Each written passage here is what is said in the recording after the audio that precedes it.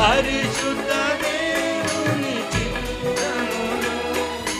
నెరవేర్చు ఇలలో నిరతము మహిమా స్తుతి ఘనత చెల్లించెదమెప్పుడు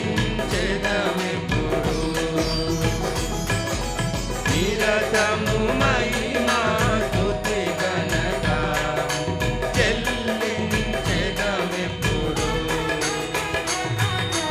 యేసు ప్రభుని సంకల్పములు మారవు ఎన్నటికీ మా ప్రభావము ఆయనకే యుగ యుగముల వరకు